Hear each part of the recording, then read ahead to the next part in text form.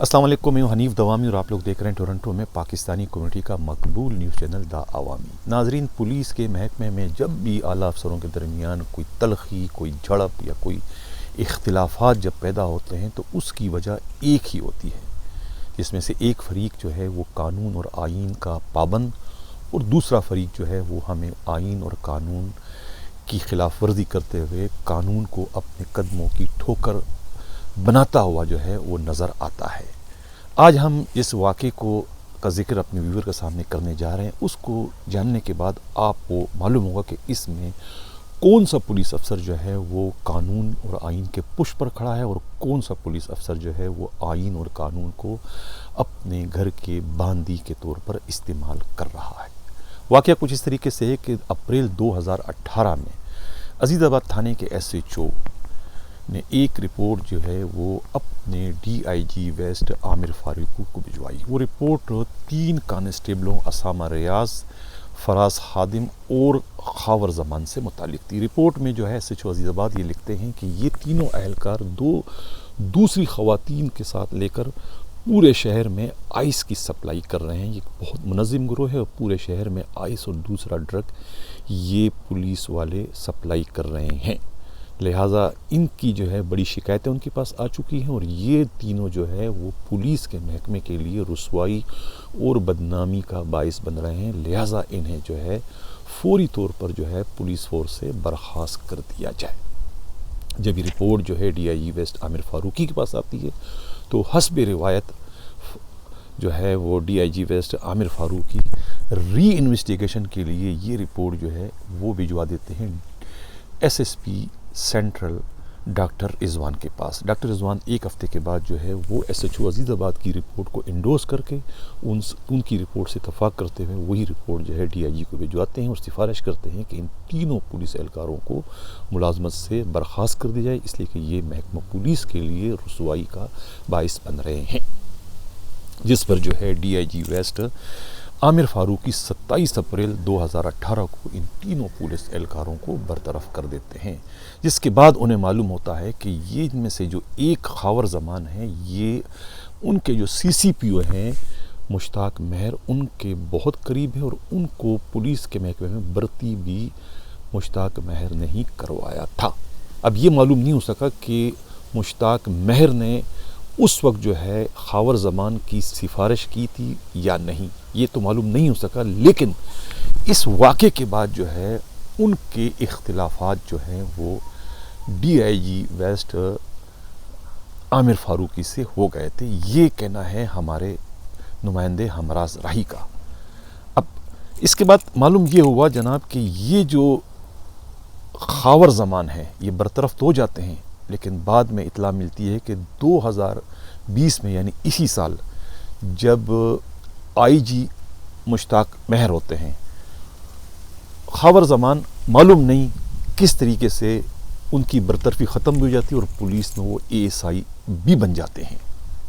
ऐसा कहना है हमारे नुमाइंदे का। लेकिन इसकी कोई लॉजिक हमें समझ में नहीं आ रही कि एक कांस्टेबल जो है 2018 में बरतरफ होता है, आया वो बहाल हुआ या फिर उसे दूसरी तरीके से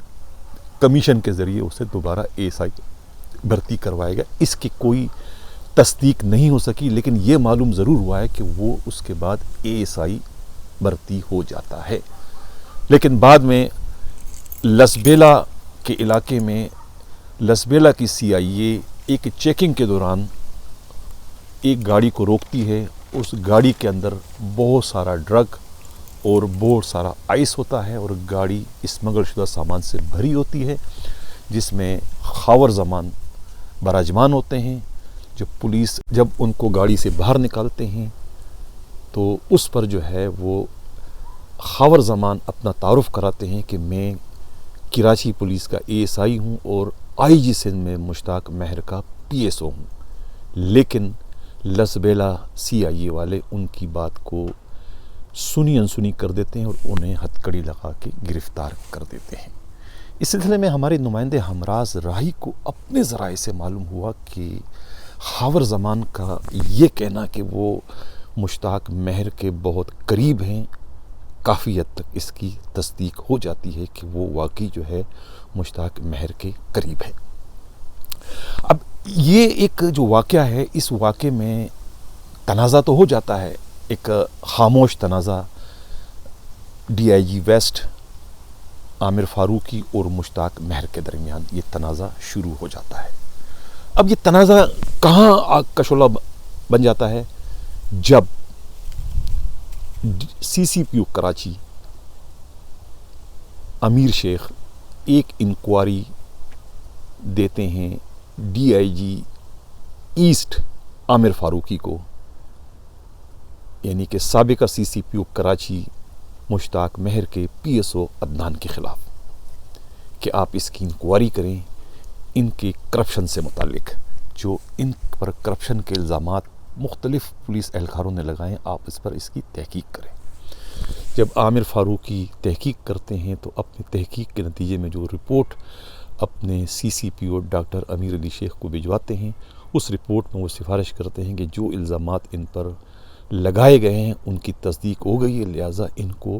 پولیس کے محکمے سے برخاست کر دیا جائے۔ اب یہ اطلاع کسی طریقے سے مشتاق مہر تک پہنچتی ہے، اور مشتاق مہر جو ہے وہ اس وقت جو ہے اسٹیٹ لائف کے ایگزیکٹو ڈائریکٹر کی پوسٹ پر ہوتے ہیں۔ وہاں سے وہ فون کرتے ہیں سی سی پی او کراچی کو کہ سائیں یہ جو آپ کا ڈی آئی جی ہے عامر فاروقی، ان سے میرے پرانے اختلافات ہیں، اور انہوں نے میری ضد میں یا میرے اختلافات کی وجہ سے جو ہے میرے پی ایس او عدنان کے خلاف ایک غلط رپورٹ دی ہے، پلیز آپ اس کی رپورٹ کو ایڈمٹ نہ کریں، آپ کسی اور سے اس کی انکوائری کرا دیں تو مجھے کوئی اعتراض نہیں ہوگا، لیکن پلیز اس کی رپورٹ پر جو ہے آپ عمل نہ کریں۔ انہوں نے ریکویسٹ کی، جس پر جو ہے ڈاکٹر امیر علی شیخ نے اپنے سینئر کی اس ریکویسٹ کو قبول کرتے ہوئے وہ انکوائری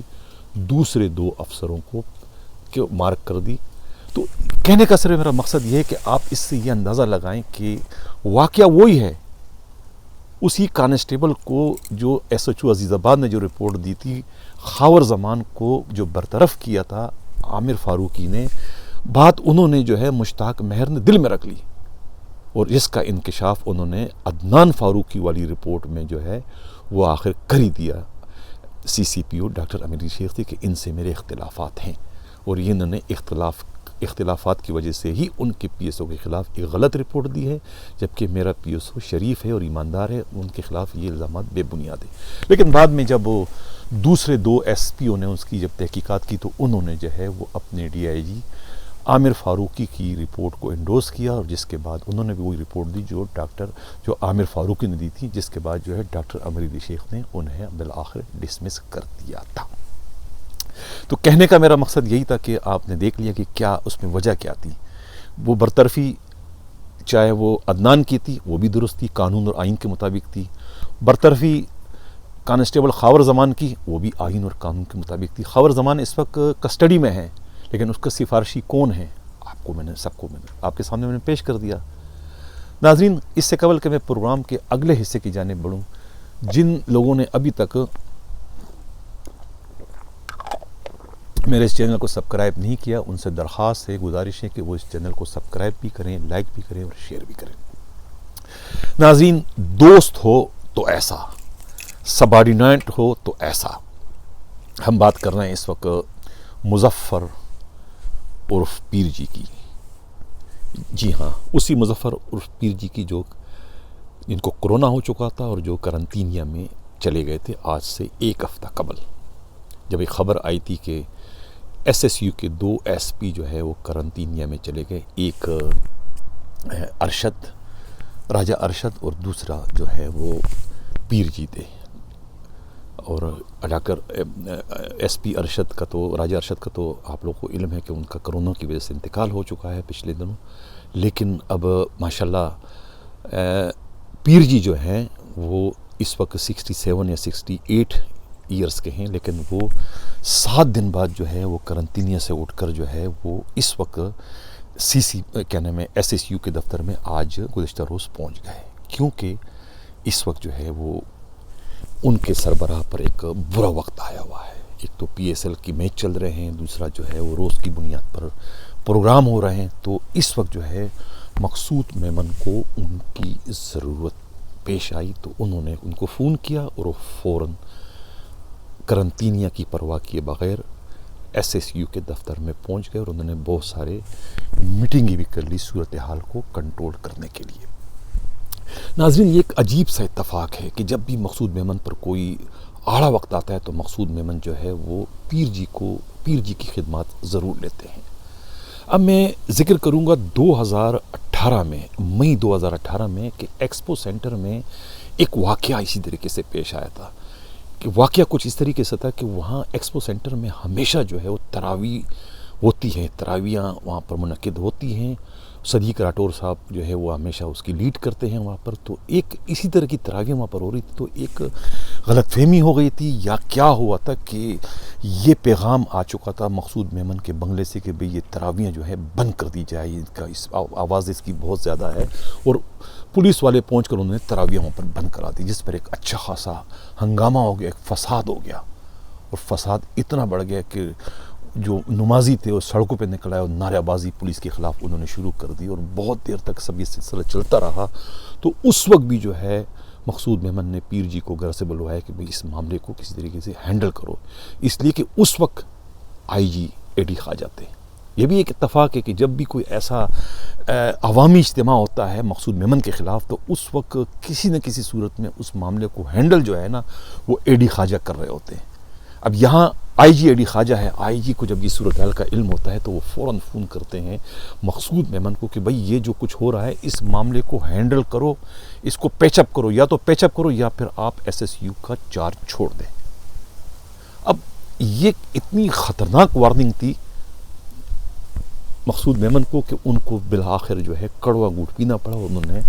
پیر جی کے ذریعے جو ہے معاملے کو سیٹل کرایا اور ان سے جو ہے وہ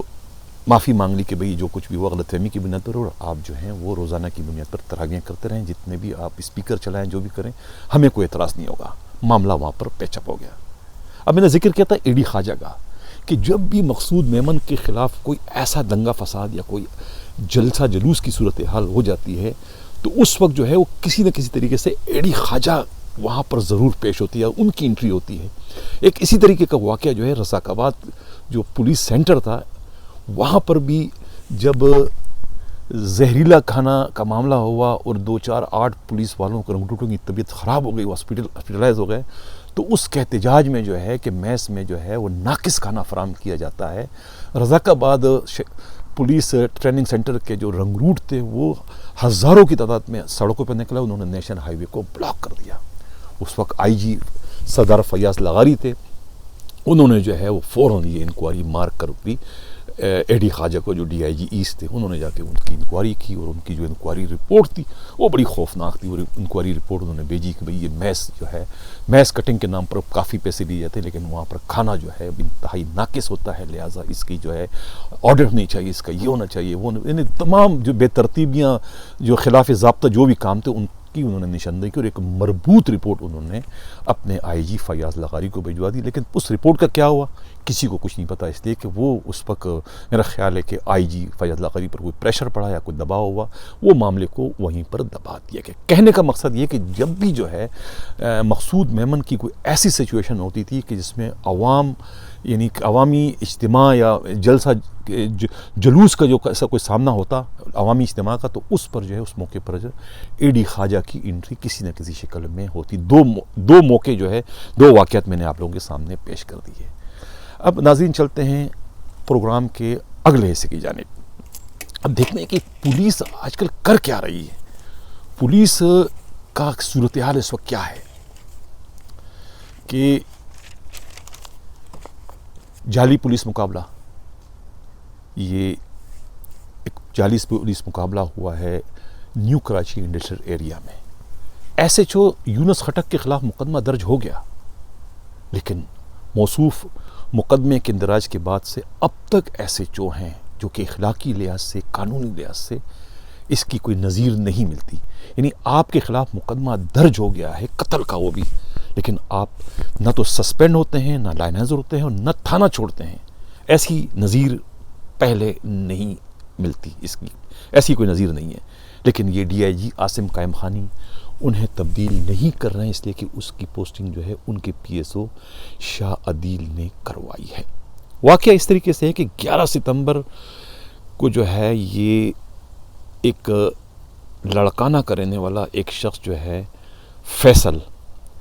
یہ حنفیہ مسجد ہے سوراب گوڑ کے قریب، وہاں جمعے کی نماز پڑھتے ہیں، وہاں پولیس پارٹی پہنچتی ہے اور ایس ایچ او جو ہے انہیں مسجد سے باہر نکالتے ہیں، آگے لے جا کے میدان میں اپنے سپاہیوں سے کہتے ہیں کہ ان کو گولی مار دو، اور فائرنگ کر کے مقابلہ کر کے ان کو ہلاک کر دیا جاتا ہے۔ اس واقعے کا شمشید گواہ جو ہے پیش امام جو مسجد کا ہے وہ ہے، اور انہوں نے جا کے پولیس میں کمپلین کی، لیکن پولیس نے کوئی ان کی نہیں سنی، جس کے بعد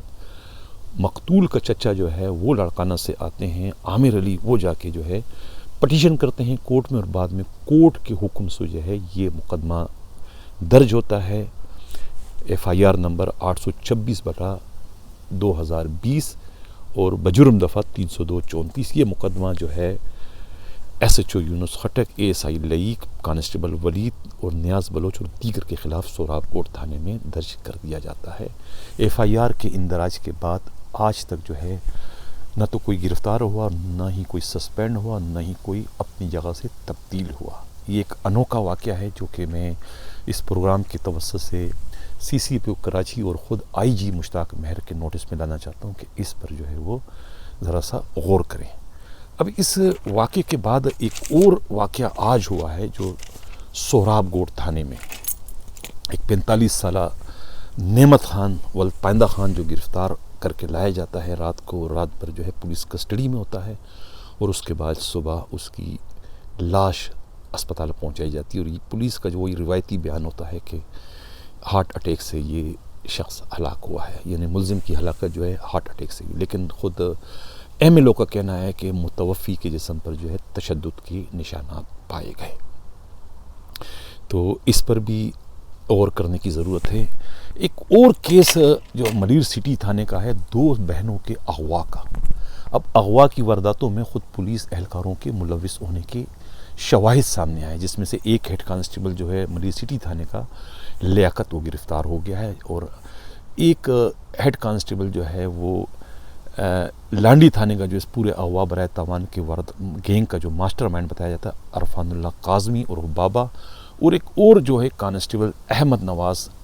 یہ بھی اس میں ملوث ہیں۔ اب دیکھیں کہ پولیس اس شہر میں ہو کیا رہا ہے، وارداتیں بڑھ چکی ہیں، پولیس والوں کی انوالومنٹ سامنے اس میں آ رہی ہے، لیکن پولیس والے گرفتار بھی نہیں ہوتے اور ان کو تبدیل بھی نہیں کیا جاتا ہے۔ یہ شہر میں آخر ہو کیا رہا ہے، اس کا نوٹس کون لے گا؟ میں تو اس پروگرام کے ذریعے آئی جی صاحب، آپ کو مشتاق مہر صاحب، میں آپ کے علم میں ساری صورتحال لا رہا ہوں کہ پولیس آپ کی بے قابو ہوتی چلی جا رہی ہے، کوئی بھی اپنے کام سے انصاف نہیں کر رہا ہے، اور شہری جو ہے وہ ڈاکوں اور چوروں کے ساتھ ساتھ خود پولیس والوں کے ظلم و ستم کے رحم و کرم پر ہو گئے ہیں کہ ان کو آخر ان کے ظلم و ستم سے کون بچائے گا۔ یہ میں نے 3-4 واقعات آپ کے سامنے پیش کر دیے ہیں، اب آپ اس پر کوئی کارروائی کرے یا نہ کرے، میں اپنا فرض سمجھ کر یہ آپ کو بتا رہا ہوں۔ اس سے قبل کہ میں اجازت چاہوں، پھر وہی گزارش کہ جن لوگوں نے ابھی تک میرے اس چینل کو سبسکرائب نہیں کیا ہے، ان سے گزارش ہے کہ اس کو سبسکرائب بھی کریں، لائک بھی کریں اور شیئر بھی کریں۔ اسی کے ساتھ میں یہاں چاہتا ہوں،